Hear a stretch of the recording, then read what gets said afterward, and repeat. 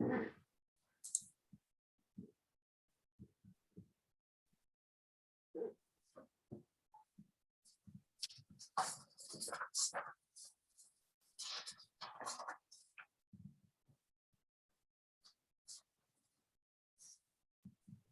let's give people a few minutes to join. See people coming in.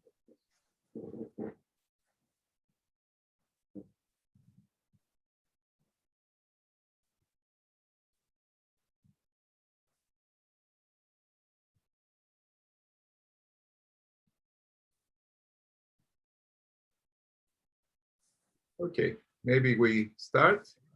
I would like to welcome everybody to this edition of the IMFS policy webinar.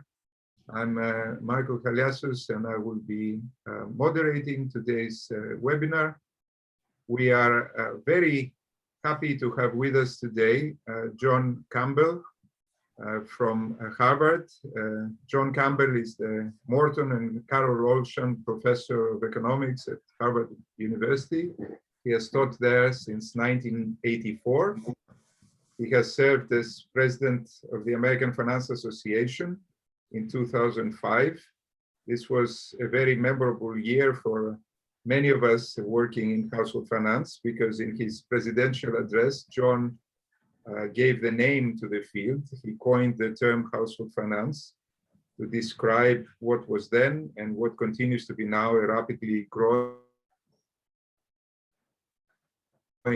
under finances, either individually or as a part, as an outcome of intra-household dynamics. He has several favorite topics. He has published on various aspects of macroeconomics and finance. His favorite topics include fixed income securities, equity valuation, portfolio choice, and of course, household finance. He's research associate and former director of the program of asset pricing at the National Bureau of Economic Research, a fellow of the Econometric Society and the American Academy of Arts and Sciences, and a corresponding fellow of the British Academy. So today, our speaker will talk about a very current issue, and actually one that has received and continues to receive a lot of attention in Germany, but also internationally. So he's going to talk to us about the topic of reaching for yield in response to very low real interest rates. And this has been noted as a source of concern, not only for households saving for retirement, but also for institutions that are constrained to consume according to the returns, the expected returns on their endowments, or also for financial companies that make payments, based on return income. And a key question is, can our standard models justify reaching for yield when the level of real interest rates is low? Can we build a model that generates and justifies this and help us rationalize and understand the determinants of this behavior, which factors tend to aggravate reaching for yield or ameliorate it, what lessons we can draw for policy? So these are some of the questions that our speaker will touch upon today. I have to warn you that on some slides you will see formulas, but for those of you who dislike formulas, let me tell you to or propose that you consider these slides as a precursor to another slide that explains the intuition.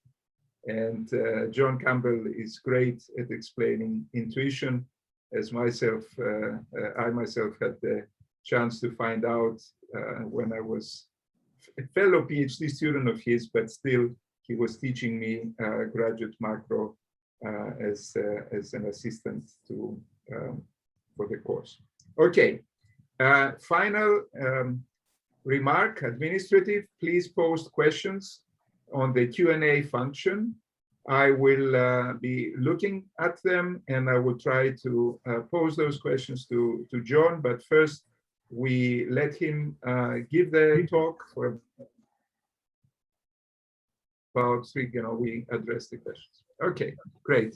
John, the screen is yours. That's the proper way to do it. Okay, thank you very much, Michael. It's delightful to be here to present this paper on portfolio choice with sustainable spending, a model of reaching for yield, as Michael motivated the topic very well.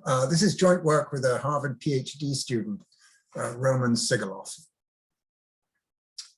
So, what's the background here? As we're all aware, we're in this environment that's sometimes called low for long, meaning that real interest rates have declined. They've declined a lot, and they've declined very persistently. And that's one of the most striking and important features of the financial environment in the 21st century. I'll show you a slide to illustrate that point. This is the 20-year constant maturity yield on TIPS, the US government's inflation indexed bonds, since TIPS were first issued in the late 90s. And that long-term real interest rate started out around 4% back in the year 2000, when stock prices were very high, as they are now. Real interest rate was about 4%. What is it now? It's negative. So it's declined by over 4 percentage points during the last 2 decades. And that decline, as you see from this figure, is pretty steady and long-term. It's not just the global financial crisis. It's not just the COVID-19 pandemic, although indeed we can see that those events have driven down real interest rates. So there's something more going on, and it really looks like a regime shift that may be with us for some period of time. Hence the name low for long. Now, what's reaching for yield? I'll abbreviate that RFY on some of these slides. What is it? It's the idea that investors respond to the decline in the safe real return by taking more risk in an effort to get a higher return than they can now get if they just buy safe assets. And this has been much discussed in the central banking community. When my colleague Jeremy Stein was a governor of the Fed back in the early 2010s, he made a speech about this and put it very well. He said, a prolonged period of low interest rates of the sort we are experiencing today can create incentives for agents to take on greater duration or credit risks, or to employ additional financial leverage in an effort to reach for yield. Other economists who've served as central bankers, such as Raghu Rajan, have also highlighted this possibility. There's been some conversation about whether it might be good or bad. Stein worries that the reaching for yield might be inflating asset market bubbles, causing financial speculation. Rajan argues that instead this may be exactly the effect that monetary policy would like to achieve, because real physical investments are risky. And so if funds are shifted towards risky physical investments, maybe that's what central banks want to achieve to stimulate the economy. But that whole conversation takes it as given that reaching for yield actually happens.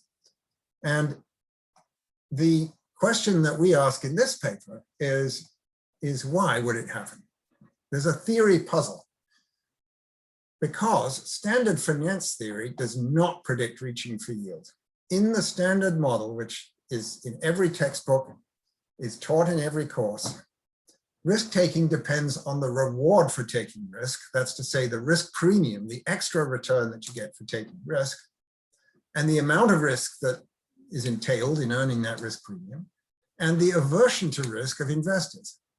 It depends on all those things, but it does not depend in any way on the risk-free interest rate. Now, people have noticed this problem, and there's a recent literature which has proposed a variety of explanations for reaching for yield that often are very institutionally grounded in frictions that apply to particular institutions. So, for example, Rajan has a model in which banks and other financial intermediaries may have a fixed nominal return target, possibly because there's a lower bound on the retail deposit rates they can offer. If they offer less than 0, then maybe they lose their depositors. So they have a fixed nominal return they want to make. That's one line of argument. Dressler, Sarboff, and Schnabel have a model in which, in order to leverage up and take risks, you have to hold some liquid assets, and low rates lower the opportunity cost of holding those assets, for example, reserves with the central bank. There are also models about other intermediaries, for example, pension plans. If rates are low, that tends to worsen the underfunding of these pension plans, and they might react by gambling for resurrection. Or insurance companies. A paper by Ozdagli and Wang argues that when rates are low, that lengthens the duration of the liabilities of insurance companies, and they react by lengthening the duration of their assets, and then because the yield curve is upward sloping, the yield goes up. So they're really reaching for duration rather than reaching for yield on that argument. So these are all possibly correct stories about certain types of intermediaries. We're going to provide another possible explanation. And our model is going to start with the canonical textbook finance model, in which you have a long-lived, in fact, infinitely lived investor who has power utility, constant relative risk aversion. And this model goes back to Bob Morton in the late 1960s, early 1970s. His working out this problem was one of the many things he did around that time that earned him a Nobel Prize in economics later on. So that's the standard model, and that model does not have reaching for yield. But then we're going to add one feature. We're going to add what we call a sustainable spending constraint. And we argue that this is realistic for endowments and also for some sovereign wealth funds. And the constraint says that the investor must consume the expected real return on wealth each period. That has the consequence that wealth is expected to remain constant. The investor cannot plan, is forbidden to plan to run down or accumulate wealth. There's two variants that we talk about in the paper, one of which works with the arithmetic expected return and the other with the geometric expected return or log expected return. And the details are a little different, but the main results are the same. By imposing this one extra constraint on the standard model, we get a lot of interesting results, a lot of interesting properties. We get reaching for yield. Furthermore, that reaching for yield gets stronger when the real interest rate is already low. So when we're in an environment like the last few years of low rates and the rate goes down further, there's going to be a strong reaching for yield response. In addition, we find that risk-taking can respond perversely to the risk premium when the real interest rate is low enough. And finally, we consider a nominal variant of the model, and then we find stronger reaching for yield when inflation is low. And that may be helpful in explaining why reaching for yield is a very salient and much discussed phenomenon in today's environment with low inflation, when it was not much discussed back in the 1970s, a decade with quite low real interest rates, but high nominal interest rates. So what is this sustainable spending constraint? Everything is going to build from that. So a classic statement was given by Jim Tobin of Yale, and both Michael and I studied under Tobin, and I was Tobin's teaching assistant, as Michael mentioned. Jim Tobin in the 1970s wrote about the endowment investment problem. And he said, the trustees of an endowed institution are the guardians of the future against the claims of the present, which is a wonderful phrase that rolls off the tongue and is often quoted even to this day. Their task is to preserve equity among generations. The trustees of an endowed university like my own assume the institution to be immortal. They want to know, therefore, the rate of consumption from endowment, which can be sustained indefinitely. So that's this idea that spending has to be in expectation permanent, neither increasing nor decreasing. Modern statements of this constraint are easy to find. I'll give you two. One is from the Harvard University website, which says the university's spending practice has to balance two competing goals. One is the need to fund the operating budget with a stable and predictable distribution. And that's sort of about smoothing spending in the short run. And then the other is the obligation to maintain the long-term value of endowment assets after accounting for inflation. So again, not planning to run down your wealth, or for that matter, accumulate it. You have to maintain the long-term value. Another statement is found on the website of Norges Bank Investment Management, which manages the Norwegian Sovereign Wealth Fund. And they say, so that the fund benefits as many people as possible in the future too, politicians have agreed on a fiscal rule which ensures that we do not spend more than the expected return on the fund. And in fact, these two formulations, although they sound a bit different, they are equivalent. If you spend the expected return on the fund, then in expectation, you are maintaining the long-term value of assets. So these are consistent with each other. As an example of reaching for yield, here's a Bloomberg News article from 2016 about some investment decisions that the Norwegian fund made. The fund staff predicted a very low rate of return on bonds. If you look down at the bottom of this slide, only 0.25% real over the next decade. So very low interest rate expectations. They weren't particularly optimistic about the equity risk premium. They said it would just be 3%. And yet they recommended increasing the equity share to 75% from 60%. So they don't seem to have been doing that because they thought the risk premium was high. It was plausibly related to a very low safe rate of interest. And they noted that by doing this, that raises the expected average real return on the portfolio to 2.5% from 2.1%. And so they clearly were thinking about the expected return and hence how much could be spent from the fund. So that's an example of the kind of thinking that we're trying to model. Now, you might ask whether in this low for long era of the 2000s and 2010s, have we seen a shift towards greater risk-taking by endowments and sovereign wealth funds? This isn't an empirical paper, but we did gather a bit of data, which is in figure 1 in the paper, which is shown here. The way to read this is we measure the risky share by which, and this is very crude. So risky share just means everything other than cash and fixed income securities in these portfolios. The solid lines of various colors are university endowments, US university endowments. The thick one, the thick solid blue line is NACUBO, that's the National Association of College and University Business Officers. So that's a sort of based on a survey of many endowments. And then the thin lines are various individual endowments that report their asset allocation. Most don't, but a few do. So we gathered some data. The dashed lines are sovereign wealth funds. You can see the Norwegian fund that I mentioned is the purple dashed line. And you can see the jump up in 2016.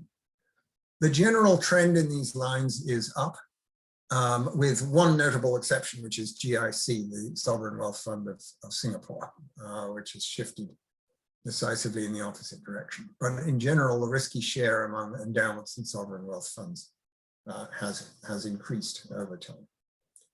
So there are many other things that could have been happening in the markets in this period. We don't have good data, unfortunately, on the return expectations of individual institutions. They don't report that.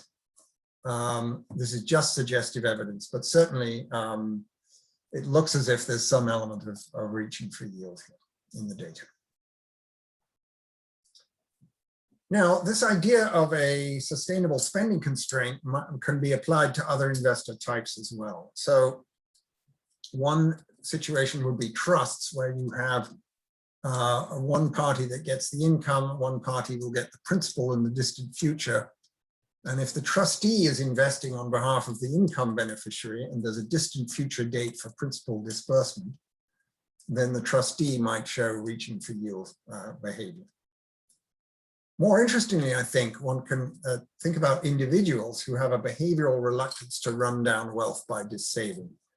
I suspect that may be a common attitude in Germany, certainly among older people in the US and the UK, the countries that I know better. When I speak to older people about investing, they're often very reluctant to spend more than the rate of return on their retirement savings, but they are willing to take risk and are willing to consume more if they think they're going to earn a higher return on average by taking risks. So this would be a behavioral model of individuals, but it would work the same way as the literal constraint that applies to universities, endowments, and sovereign wealth funds. Okay, so what am I going to do in the rest of this short talk? I'll briefly review the standard model by Morton. Then I'll show you what happens when we put these constraints on. And the key result, again, is reaching for yield, and it gets stronger when the interest rates are low. I want to talk about the welfare cost of this constraint. How painful is this to the investor? I'm going to avoid, any algebraic working out. I'll show you a couple of formulas with solutions, but I won't show you how I get there. I will try to do a graphical analysis for intuition to show you what's going on. Then I can extend the model. We can have a one-sided spending constraint where you can plan to accumulate wealth but not decumulate it. We can think about what happens if donations are coming in to the endowment. And we can talk about inflation and a nominal spending constraint, and then a brief conclusion. So what's the standard Morton model? The investor in that model chooses consumption and an asset allocation to maximize expected utility.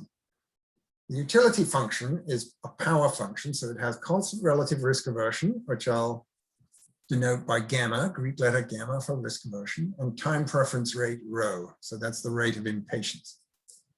And the consumer lives off financial wealth, I'll write that WT, which is invested in two different assets, a safe asset and a risky one.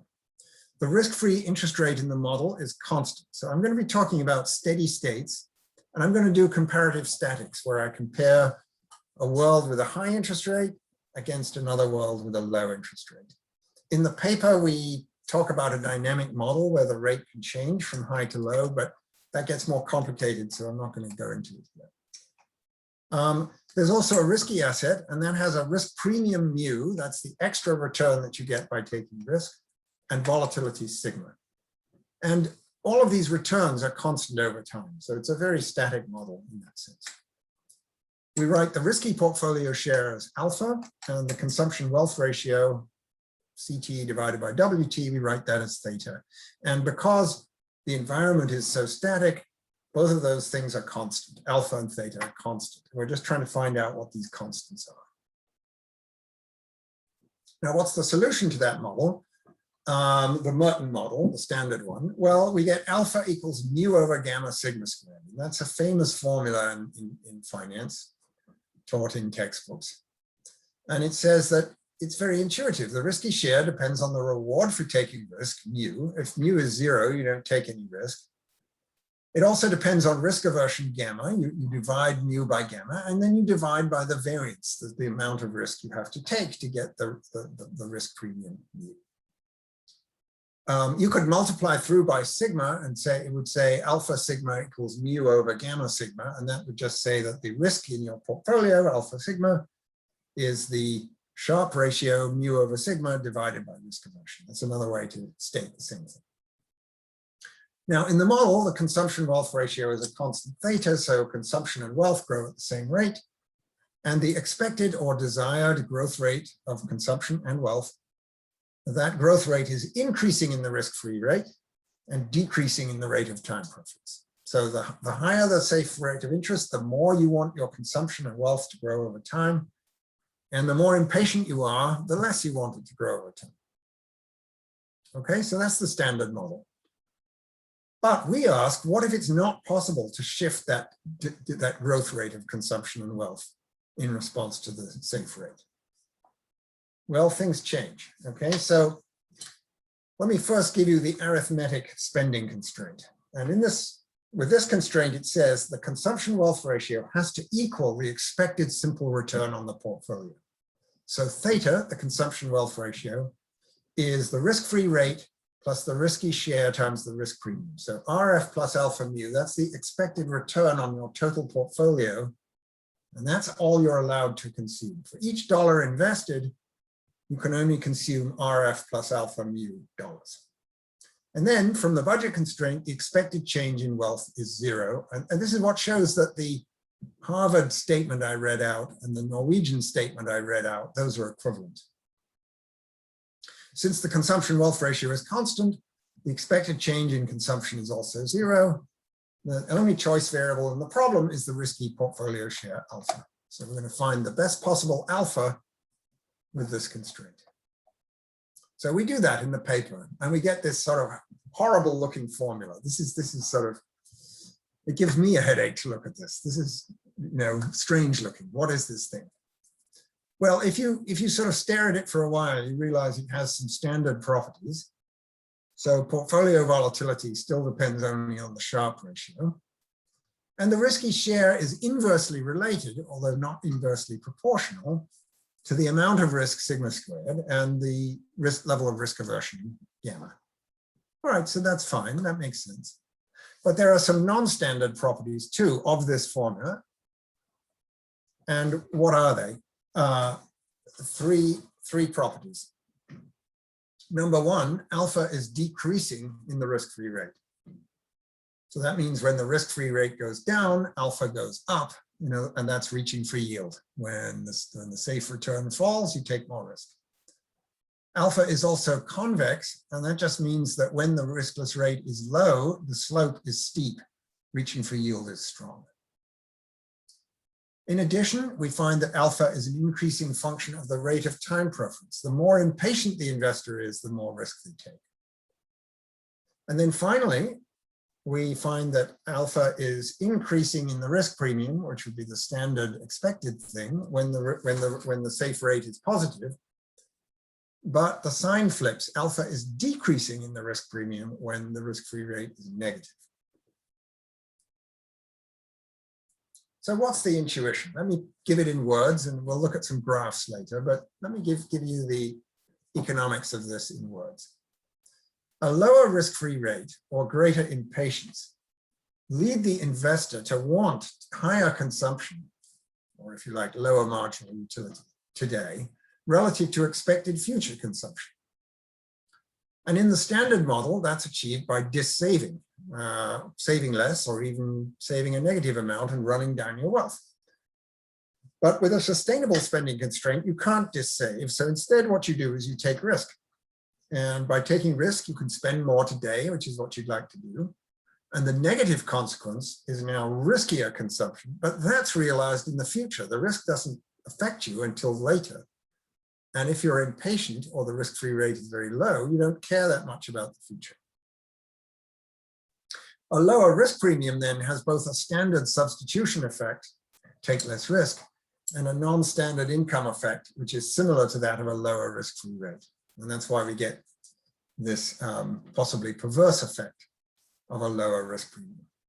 All these non-standard effects get stronger as the risk-free rate declines. And this explains why why RFY is interesting today. I mean, we wrote this paper in 2020, but we did it using 1970s technology. We could have written it in 1971, but people weren't talking about RFY at that time. And then because the non-standard effects get stronger at low rates, that's why the non-standard effect of the risk premium dominates when the risk-free rate is low. Now, there's a sort of a technical problem with this arithmetic model that I've shown you, which is that although the average of future wealth is equal to current wealth in this model, future wealth is more often than not lower than current wealth. There are a few ultra-rich scenarios that counterbalance many impoverished scenarios. And this is a problem that's been emphasized in some recent work by Phil Dybvig, among others. But there's a way to fix it, which is to impose a geometric constraint in which the consumption wealth ratio equals the expected log return. And if you do that, then the expected change in log wealth is 0, and that will imply that current wealth is the median of future wealth. 50% of the time, future wealth will be greater than today, and 50% of the time it will be lower. So that's another concept of what sustainability means. Maybe it's more attractive, and it does sort of fit with some of the spending rules that we observe in endowments. They seem to be spending more like the geometric average return than the arithmetic average. The solution to this model is more complex than the one to the arithmetic model, but the properties are very, very similar. So the properties can be stated here. The first one is just the same as before. The second one is just the same as before. The third one says that there's a slightly negative real interest rate at which the effect of the risk premium on risk taking changes sign. So instead of changing sign at 0 risk-free rate, it changes sign at a slightly negative risk-free rate. No big deal there. Then finally, in this geometric model, there's an upper bound on the level of risk you take, which is mu over sigma squared, and that's what's called the growth optimal risky share that would be taken by a log utility investor. But I'll explain intuitively why there's an upper bound. Basically, the upper bound, the growth optimal portfolio maximizes the expected log return. That's the highest possible log return you can get. And so that's the highest possible current consumption you can get. If you take more risk than that, your expected log return actually goes down, and so you can consume less today. So no matter how impatient you are, how much you want to consume a lot in the present, it never makes sense to take more risk than the growth optimal portfolio. Let me show you a calibrated example to make this a little bit more real world in feeling. So I'll set up an example where the rate of time preference is 7.5%. So you're quite impatient. You've got risk aversion of 3, so moderate risk aversion. And the volatility of the market, the risky asset, is 18%. And in the base case, we'll have a risk premium of 6%. So the Sharpe ratio is 1/3. And the Morton model would say that you put 62% of your wealth in stocks. And that's actually very close to the classic rule of thumb for endowments, which was 60-40, 60% stocks, 40% bonds. Now, in that example, in the base case, the sustainable spending constraint is not binding at a risk-free rate of about 2%. Because with that risk-free rate of about 2%, you don't want to run down your wealth. So the constraint isn't binding. And at that level of the risk-free rate, the geometric expected portfolio return, or consumption wealth ratio, is just above 5%, which is close to, slightly above, but close to the typical historical distribution rates for US endowments. So let me show you now what happens to the risky share as the risk-free rate changes and as the risk premium changes. So the risk-free rate is on the horizontal axis of this figure. The different colored curves correspond to different levels of the risk premium. So first of all, you notice all the curves slope down. So that's reaching for yield. More risk at the left than the right, more risk when the safe rate is low. Also, all these curves they're all convex. They're steeper at the left than the right, which is what's saying that RFY, reaching for yield, is stronger at low rates. And then finally, you notice that the different colored curves sort of twist around. They're flatter at high levels of the risk premium. And there's a point where they all cross, all the lines cross over here. And that's at a risk-free rate of minus 94 basis points. And to the left of that point, the higher the risk premium, the less risk you take. To the right of this point, it's the usual situation where the higher the risk premium, the more risk you take. Now, there's another way to sort of see what's going on. This figure, again, has the risk-free rate on the horizontal axis. but now I'm showing the arithmetic average return, the expected arithmetic expected return on the portfolio. And if your risk policy, your asset allocation was constant, was invariant to the safe rate, then you'd be getting different 45-degree lines, which are shown in black. The lower line is what you get if you take no risk. And the upper line is what you get if you hold the growth optimal portfolio. That's what a log utility investor will do. And in between, you get the policies for these reaching for yield investors. And those, as you can see, those lines are flatter. As the safe rate falls, you react by taking a bit more risk, and that mitigates the decline in your expected return. And that's why these lines are flatter. Okay, now, zooming ahead in the interest of very limited time here, what's the welfare cost of this? The sustainable spending constraint forces the investor to deviate from what they would really like to do if they were unconstrained. How costly is that? Now, we can solve for the fraction of wealth that an investor would give up to escape this constraint, to get out of it. And we plot that both for the case where reaching for yield occurs and where reaching for yield is prohibited by a further constraint that you have to keep your asset allocation at the Morton level. And this is what we see in the calibrated example. Again, the risk-free rate on the horizontal axis. And the vertical axis, it's negative because we're talking about utility losses. And this is it's the equivalent fraction of wealth that you're losing, okay? And when the constraint is non-binding at a risk-free rate of around 2%, there's no loss at all. But as you move to the left or right, and particularly as you move to the left, to the low rate region, you get large losses. But notice that the loss is much greater if you're forced to fix your asset allocation and go with the orange line. The blue line is reaching for yield, and that mitigates the loss.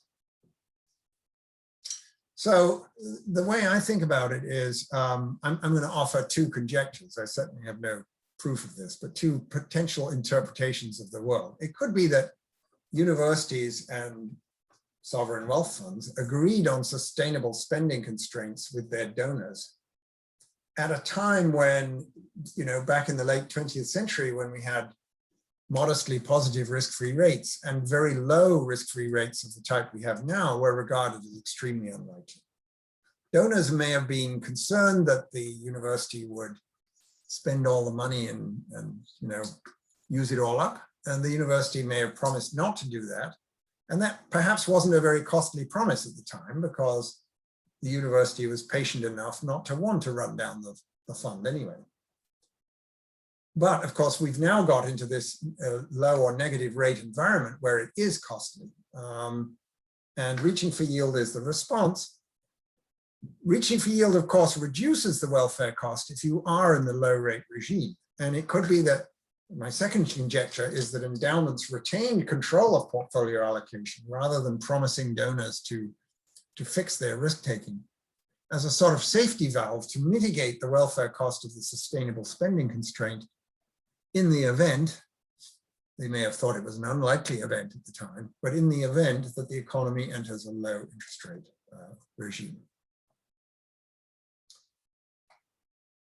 Okay, now I'll briefly show you, I know I'm running short on time, but I'm going to very briefly show you a graph or two to illustrate an intuitive understanding of what's going on here. And then I'll talk about constraints and try and conclude in the next 5 minutes. So you can illustrate what's going on here with a mean standard deviation diagram, which is very like textbook diagrams. But here it's the mean, meaning the initial level of consumption, and the risk in consumption. So C0, the initial level of consumption in relation to wealth, and sigma C, the volatility of consumption growth. And it looks like this. Volatility is on the horizontal axis. The initial consumption wealth ratio, which will then be subsequently maintained, that's on the vertical axis. And we can draw indifference curves which slope up because people don't like risk. So if you take more risk, you have to justify that, it has to go along with a higher level of consumption. So the indifference curves slope up, and then the constraints also slope up. The arithmetic constraint is linear. It's a straight blue line, again, just like MBA textbooks. The geometric constraint is actually concave. I don't know if you can see that on the figure, but it's flattening out. And the solution to the amount of risk you want to take is where the indifference curves are just tangent to the constraints. Notice that the indifference curves actually asymptote at the vertical blue or vertical orange lines. And that's because there's a level of risk beyond which it's unbearable for an infinitely lived investor. The downside scenario gets so bad potentially that utility is no longer defined. So you can't take too much risk in these types of models. Now, you know, what happens is that here we've got indifference curves as the black lines, and the constraint is the dashed gray line, and it's shifting down. And as it shifts down, the tangency point moves to the right. And so this is a graphical illustration of what happens with reaching for yield. We can also look at the effect of impatience. Here's the constraint is fixed. But as you become more impatient, the indifference curves flatten out because risk is in the future, consumption is today. I don't care about the future. That gives me a flat indifference curve. And so the tangency point moves to the right and I take more risk. So the details are in the paper, but you can use this graphical device to get a much better intuitive feel for what's going on with this model. Now, given very limited time, let me just quickly mention three possible extensions. One is that the constraint might be one-sided. Well, that's easy. A one-sided constraint, the curve, when it's at a certain point, when you want to accumulate wealth, you're allowed to accumulate wealth, and these asset allocation lines get flat. So you still have reaching for yield at the left where the constraint is binding, but at higher levels of risk-free rate, it goes away. And that may be another reason why we didn't talk about reaching for yield in the old days, because we may have been in the flat region of the diagram. Secondly, we can bring in donations and think about what happens if an endowment is receiving gifts. Here it turns out to matter critically whether the gifts can be spent when they're received or whether they have to be added to the endowment and spent later. Basically, current use gifts relax the sustainable spending constraint, but endowment gifts tighten it, because endowment gifts mean that you've got more good stuff in the future relative to the present. So if you receive endowment gifts, that will tend to strengthen reaching for yield, whereas current use gifts will weaken reaching for yield. Finally, inflation. If you specify the sustainable spending constraint in nominal terms, even though there's inflation, then the investor is implicitly being allowed to have a declining path of real spending. And so high inflation with a nominal spending constraint effectively relaxes the constraint. And so that may explain why we didn't get reaching for yield in the 1970s. We had low real rates, but we had very high inflation. So if the sustainable spending constraints were in nominal terms, we wouldn't have got reaching for yield back at that time. Well, let me conclude. What have we learned here? Classical finance theory separates risk-taking from intertemporal choice. And that makes reaching for yield inexplicable. It's a puzzle. Our model breaks this separation using a sustainable spending constraint. And it says investors take risk as a way to increase their current consumption at the cost of more volatile future consumption.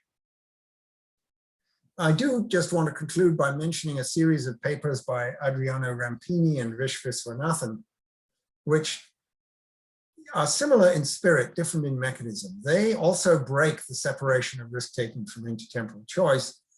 They work with models that have collateral constraints for firms or borrowing constraints for households.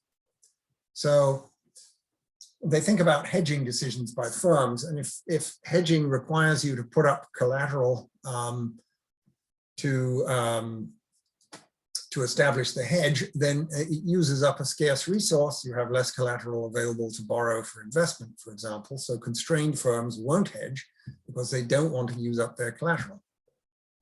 Similarly, constrained households who can't borrow, if to buy insurance, you have to pay a premium today with an insurance benefit in the future, and you're borrowing constrained, you may not do that. Okay, so I think the lesson of our paper and also these earlier papers I mentioned is that the classical separation of risk-taking from intertemporal choice is not as robust as the textbook finance theory makes it out to be. And so we may be in a world in which reaching for yield is a real and very understandable phenomenon.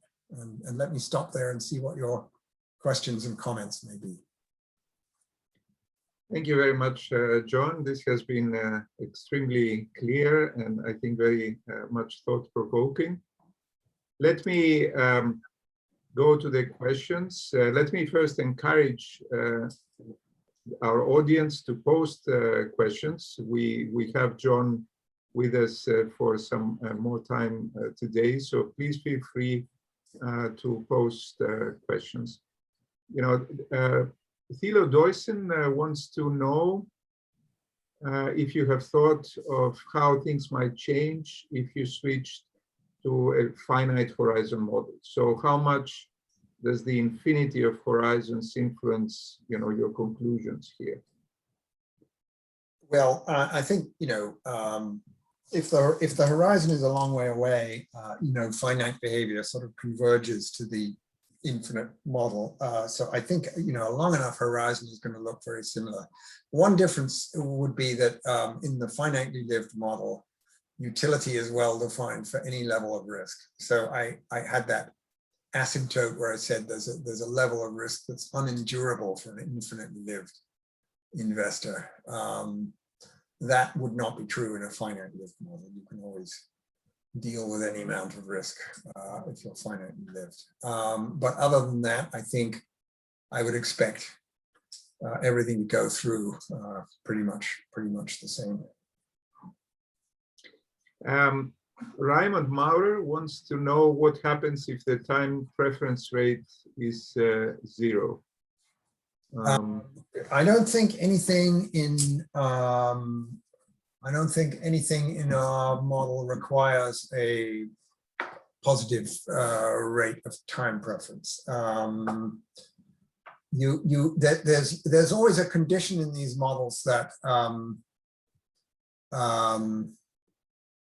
if you value the future too much, if you value the future too much, then what you will do is accumulate wealth so fast that over an infinite horizon, again, expected utility will go to infinity and the problem will become undefined because you're willing to postpone consumption, you value the infinite future, you just keep postponing it, and the infinite sum of period utilities doesn't converge. So you can get technical problems with an infinitely lived model if the time preference rate is too low.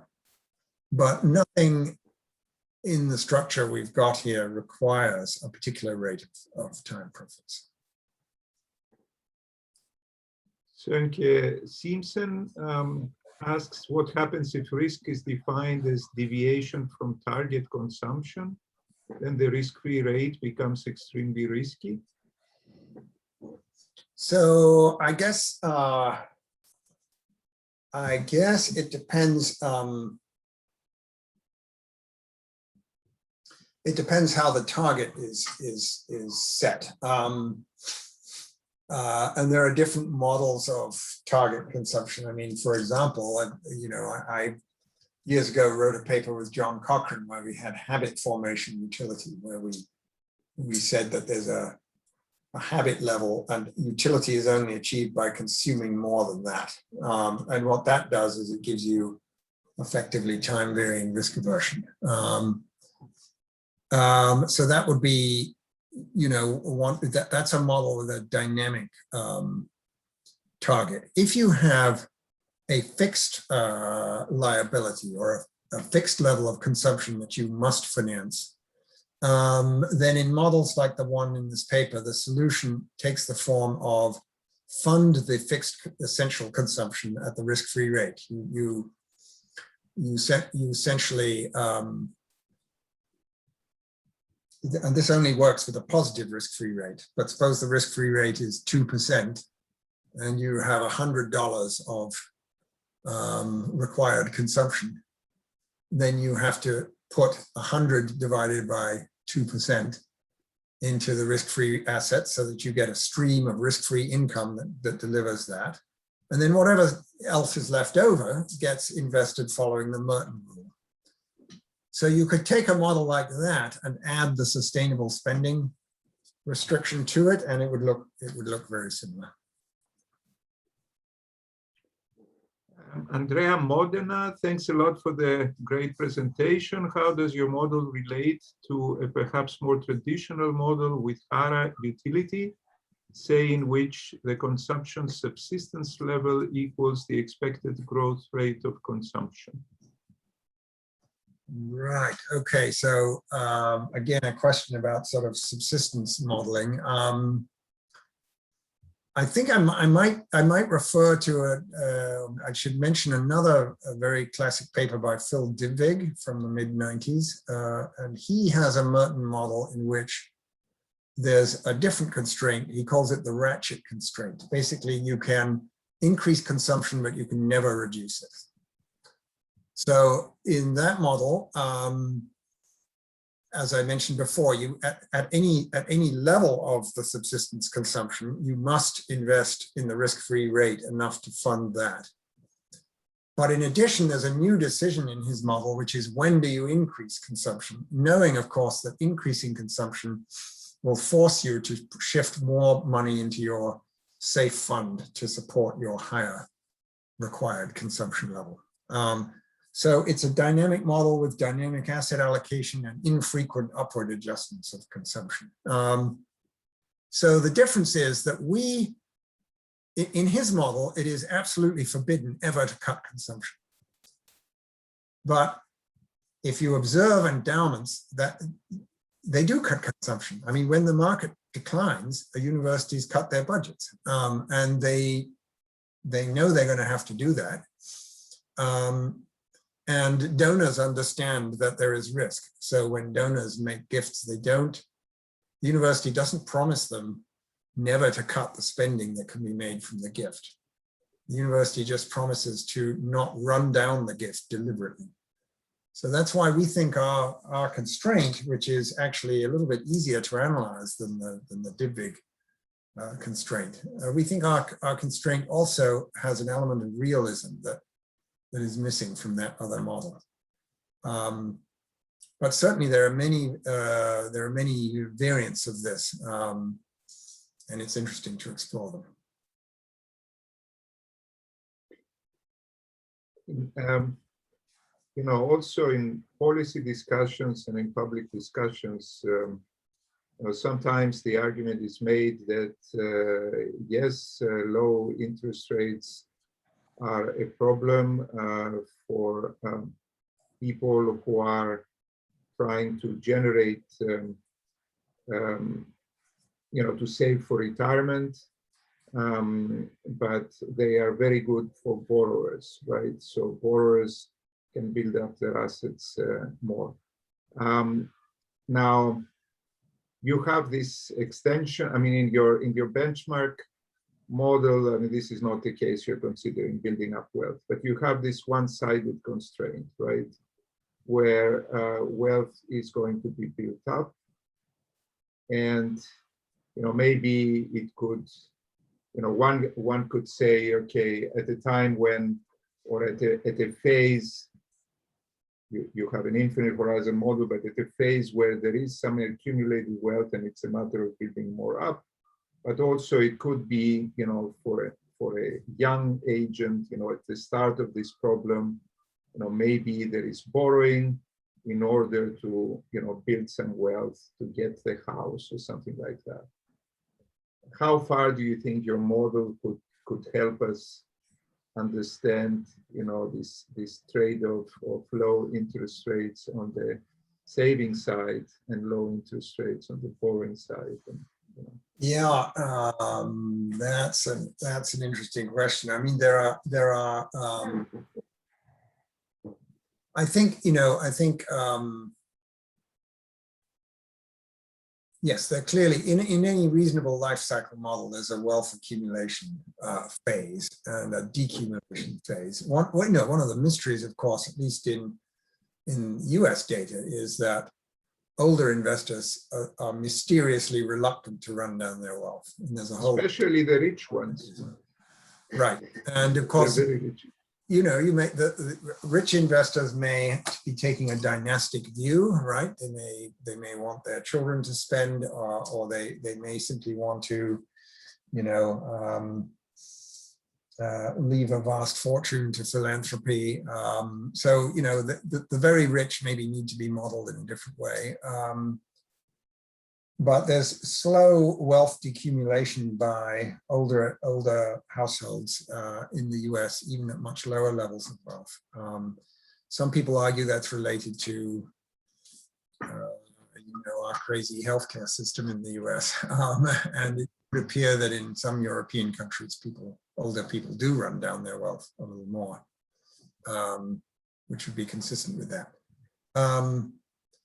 But about the young, but at least in the US, the young, borrowing to build up wealth. I mean, do you have implications saying that they're going to go crazy and buy the huge houses and take lots of risks when they are? Well, okay, this is an interesting question. The standard theory says that the leverage you want to take, the risk taking that the borrowers will take, is related to the risk premium, right? Not the level of rates. But I suppose you could have a reverse reaching for yield story if indeed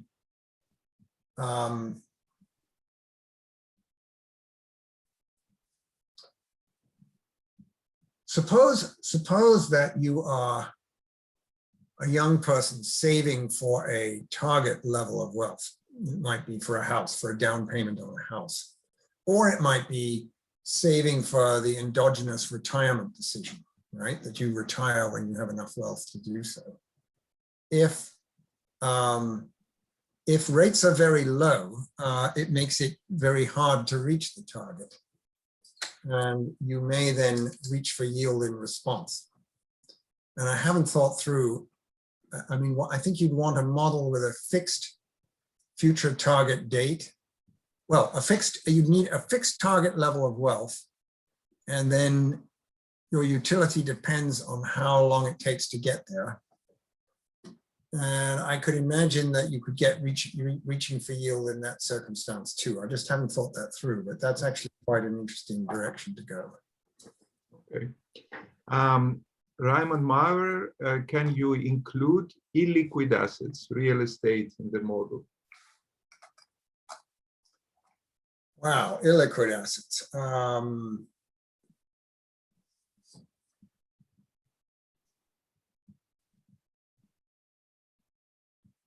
Yeah, I mean, I haven't thought that through. I mean, illiquidity raises many interesting issues, but I'm not sure if it interacts with the theme of this talk. Ultimately, we want a model that captures all of these complexities. Our focus here was to really isolate this one and keep everything else as simple as possible. And you want some flexibility also in terms of adjusting consumption, as you mentioned, etc. So that's right.